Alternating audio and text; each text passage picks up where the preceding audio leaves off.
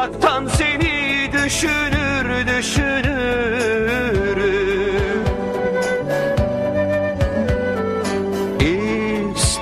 İstanbul, bin bir direkli haricinde akşamlar, adalarında bahar, Süleymaniye'nde güneş. Hey sen ne güzelsin ey kavgamızın şehri. İstanbul, boşuna çekilmedi bunca acılar.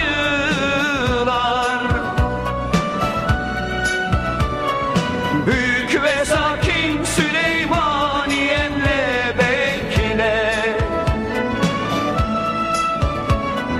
Parklarınla, köprülerinle, meydanlarınla bekle bizi İstanbul. Tophane'nin karanlık sokaklarında koyun koyuna yatan çocuklarınla bekle. Bekle zafer şarkılarıyla geçişimizi.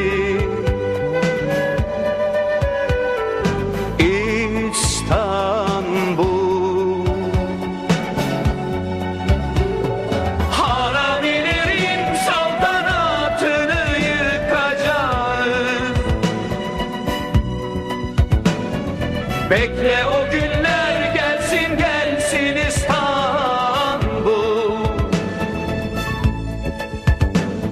Sen bize layıksın, biz de sana İstanbul. İstanbul,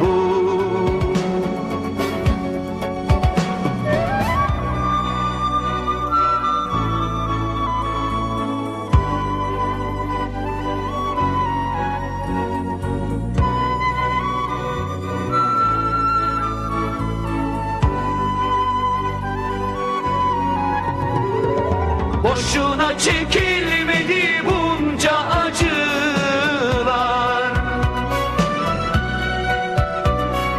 Büyük ve sakin Süleymaniye'nle bekle. Parklarınla,